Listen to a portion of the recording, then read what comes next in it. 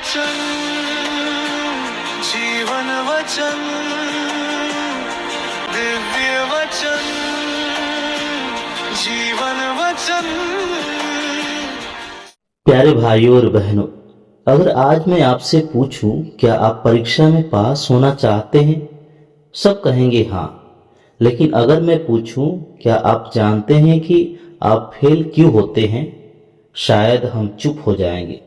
क्योंकि सच्चाई यह है कि हमारी हार परीक्षा में नहीं होती, हमारी हार उससे पहले हो जाती है जब मन में एक छोटा सा प्रश्न उठता है, क्या सचमुच? और वही छोटा सा प्रश्न जीवन की दिशा बदल देता है। आज हम जानेंगे परीक्षा में पास होने का असली तरीका क्या है। आइए पहले हम प्रभु के वचन को सुने, फिर परीक्षा में पास होने के असली तरीके के बारे में बात करें। उत्पत्ति ग्रंथ से आज का पहला पाठ। प्रभु ने धरती की मिट्टी से मनुष्य को गढ़ा और उसके नथनों में प्राणवायु फूंक दी। इस प्रकार मनुष्य एक सजीव सत्व बन गया।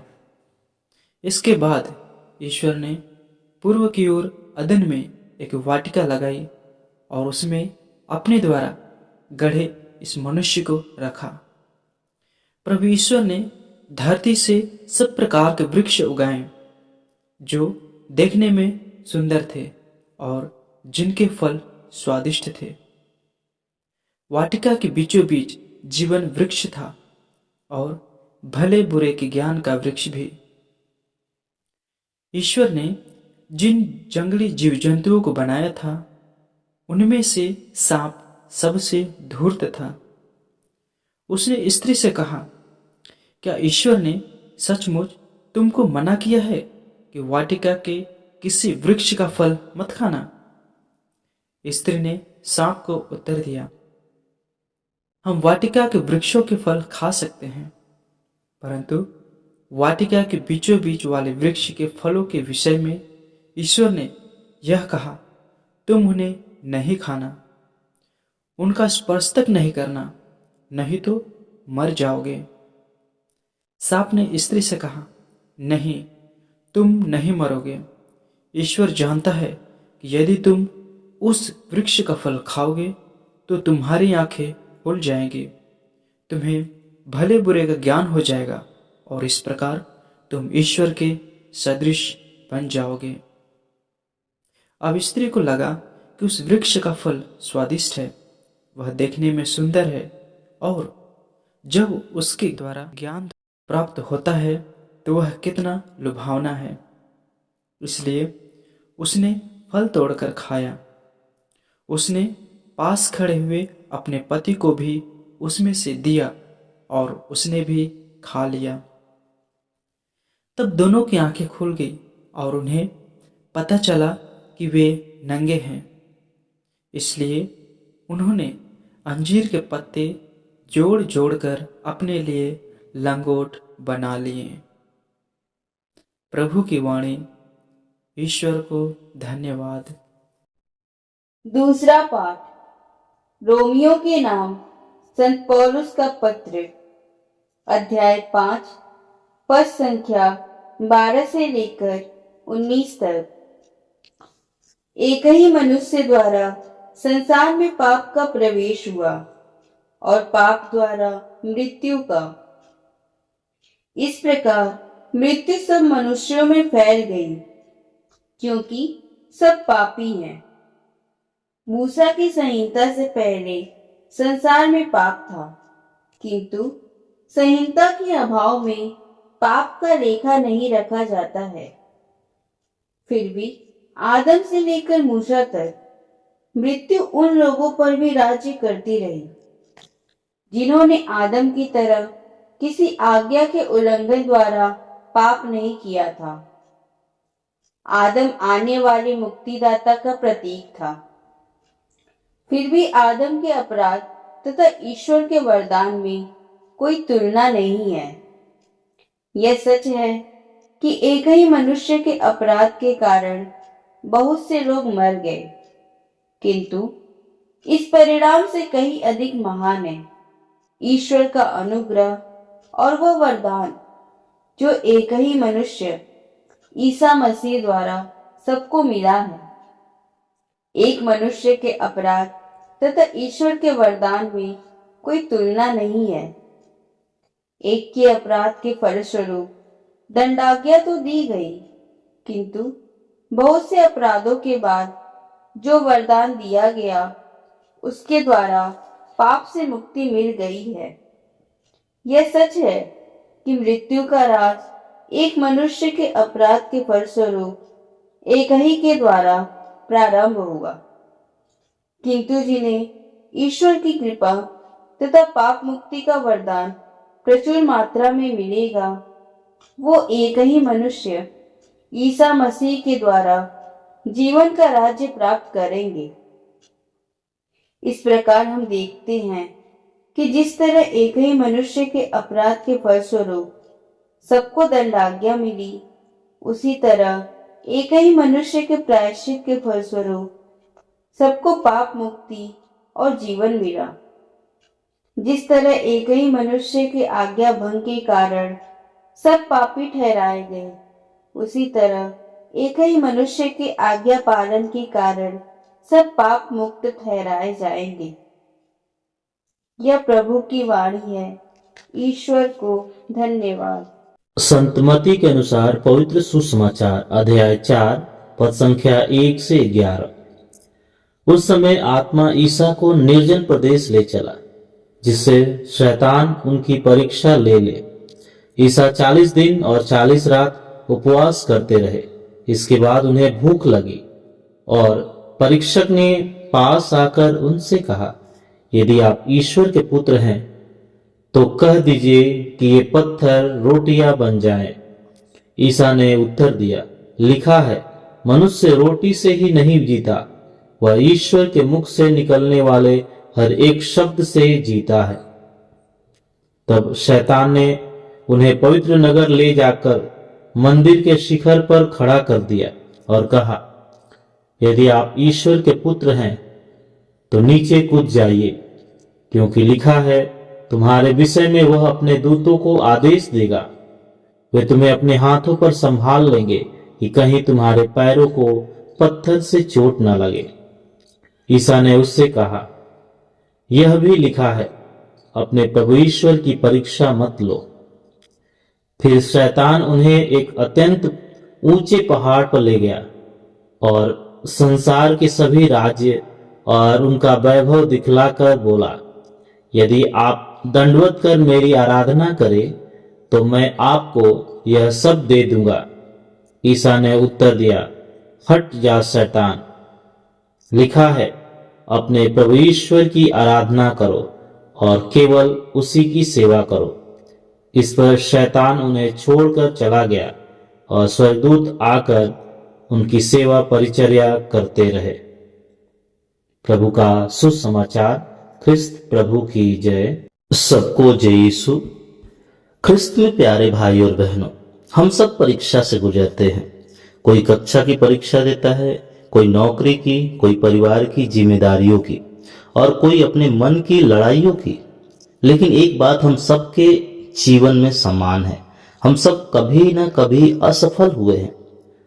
और जब हम सोचते हैं कि हम क्यों गिरे हैं, तो अक्सर कारण यह नहीं होता कि हमें सही बात पता नहीं थी, बल्कि यह होता है कि हमारे मन में संदेह आ गया था। और यही बात आज के पहले पाठ में हम पाते हैं। पहला पाठ जो उत्पत्ति ग्रंथ से लिया गया है, हमें बताता है कि अदन की वाटिका में सब कुछ अच्छा था। ईश्वर ने आदम और हेवा को बनाया, उन्हें सम्मान दिया, उन्हें आशीष दी और केवल एक आज्ञा दी। वहां कोई कमी नहीं थी, कोई दुख नहीं था, लेकिन शैतान ने आकर सीधे पाप करने के लिए मजबूर नहीं किया। उसने पहले प्रश्न किया, क्या सचमुच ईश्वर ने कहा है? यही वह क्षण था जहां संघर्ष शुरू हुआ। फल खाना पाप का स्पष्ट कार्य था, लेकिन उस कार्य से पहले उसके मन में संदेह का बीज बोया गया। जब मन में यह विचार आया कि शायद ईश्वर की बात पूरी तरह सही नहीं है, तब विश्वास कमजोर हुआ और अंत में निर्णय गलत हुआ। इसलिए फल खाना पाप का परिणाम था। पाप की जड़ उस क्षण में पड़ी जब उन्होंने संदेह को अपने मन में जगह दी। कृष्ण प्यारे भाई और बहनों, यही बात हमारे जीवन में भी होता है। जब कोई गलत रास्ता हमारे सामने आता है तो वह अचानक कर्म से शुरू नहीं होता। पहले हमारे मन में एक प्रश्न उठता है, क्या यह सच में इतना गलत है? जब यह सोच शुरू होता है तो हम भीतर से डगमगाने लगते हैं।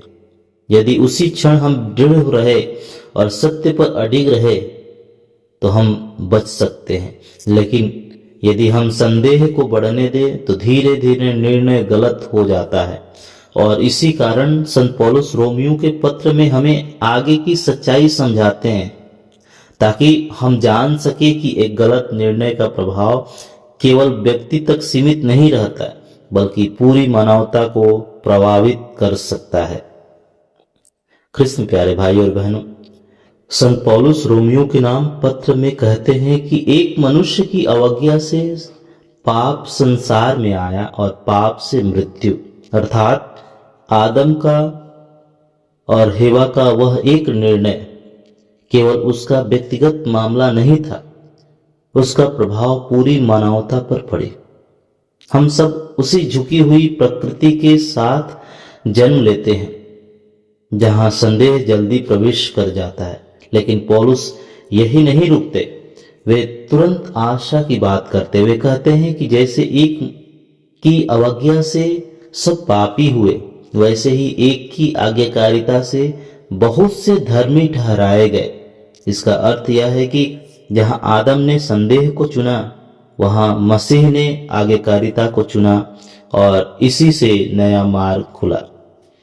कृष्ण प्यारे भाई और बहनों, अब यही बात हमें सुसमाचार की ओर ले जाता है। जब हम मत्ती के सुसमाचार के 4 अध्याय में देखते हैं कि यीशु मरुभूमि में परीक्षा में पड़े, तो हमें शैतान की वही पुरानी चाल दिखाई देती है। शैतान सीधे पाप से शुरुआत नहीं करता, बल्कि पहले मन में संदेह पैदा करता है। वह कहता है, यदि आप ईश्वर के पुत्र हो तो कह दीजिए कि ये पत्थर रोटियां बन जाए। फिर वह कहता है, यदि आप ईश्वर के पुत्र हो तो नीचे कूद जाइए।